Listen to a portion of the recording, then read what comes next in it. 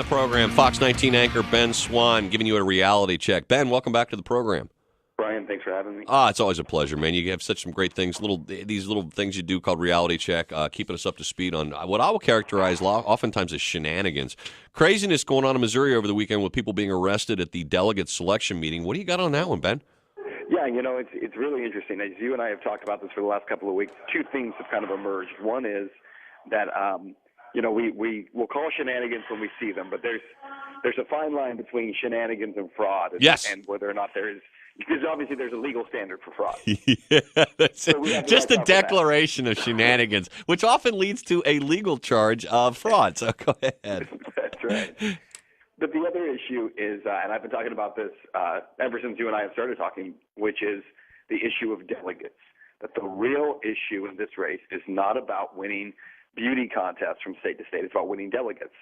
And so as I've tried to explain this to people, and we've done a number of pieces explaining how the delegate process works and actually educating a lot of people on this, now we're seeing the results of that, which is a lot of people don't realize how this works, but when a state like Missouri holds its beauty contest last month, then in the month of March, when it's all over with, all the folks who were named delegates show up to vote on who's going to move on to the state convention as delegates.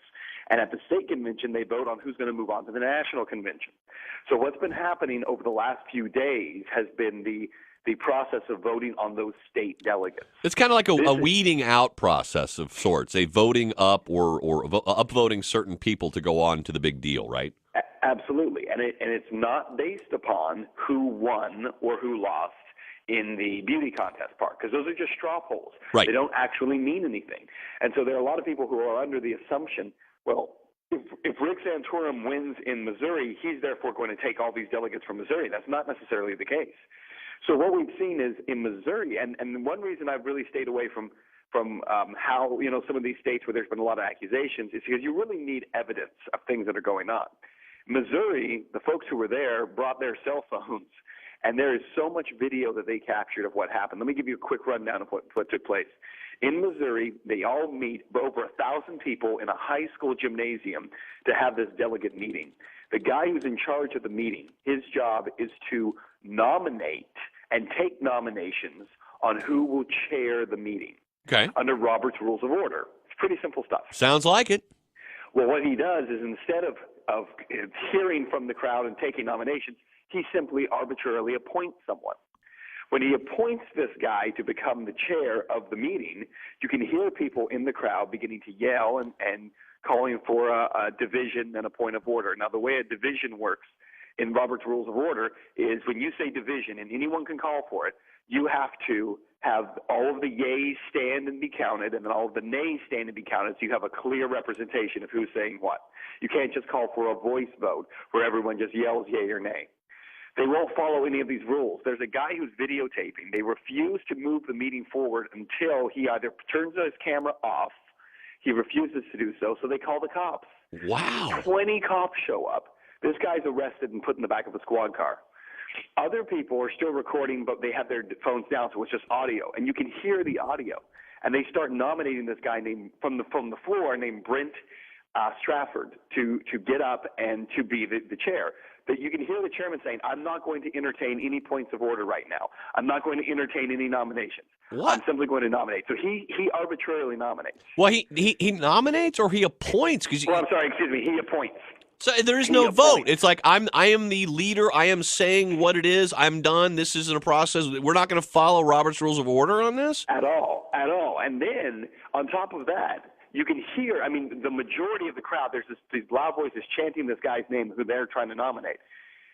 The guy who is nominated now, who is now appointed. He should have been nominated. He's now been appointed arbitrarily to chair this meeting, gets up, and because there are so many people making noise, he moves to actually close the meeting and to adjourn.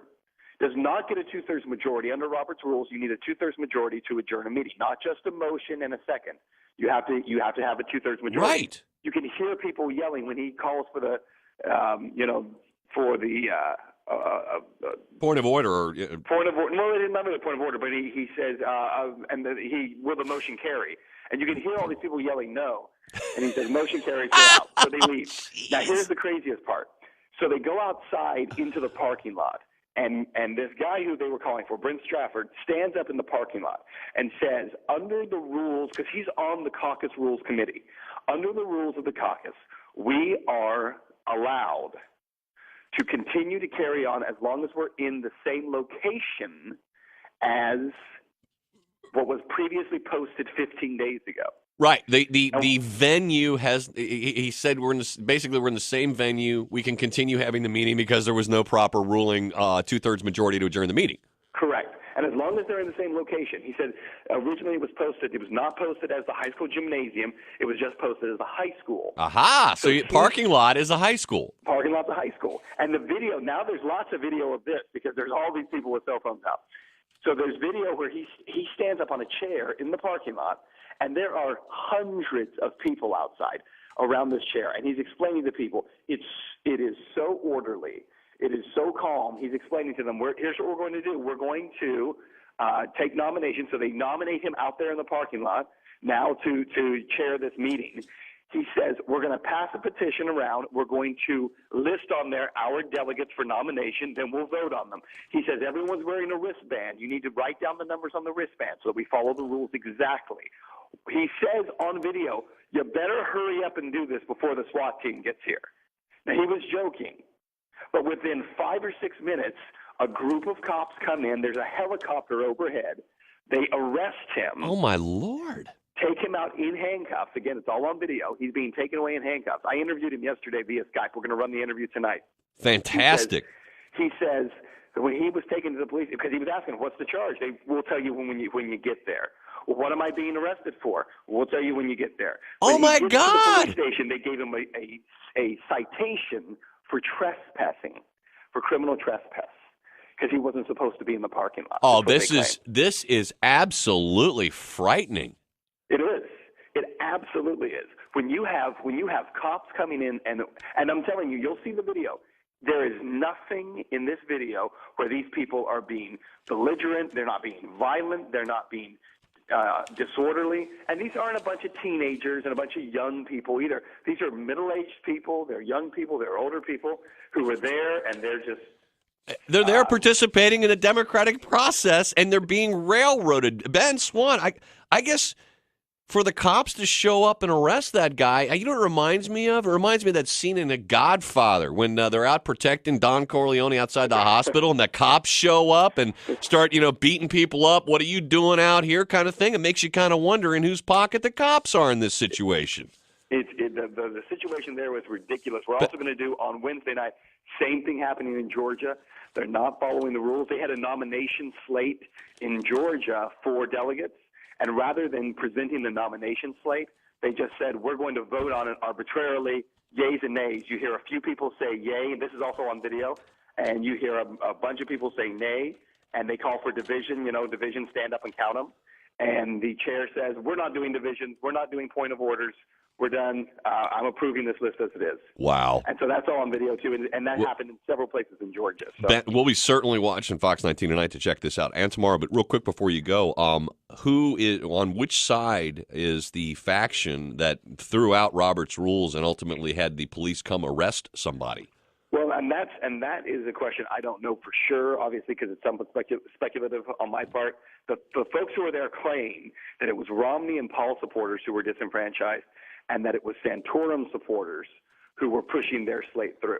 Well, and so the parking lot was full of Romney and Paul supporters, and it was the Santorum people who did it in Missouri. They claim that it was Gingrich people who pulled that in Georgia. In order to get those delegates. I tell you what, Ben Swann, Fox 19, we're going to be watching this tonight, and I know you're going to find out and get to the bottom of this because somebody has to, and I'm glad you're around to do it. This is absolutely, we're beyond shenanigans without a doubt, Ben. Yeah, definitely so. We'll be watching tonight. I'll be talking to you again next Tuesday, and thanks for your hard work, man. You got it, buddy.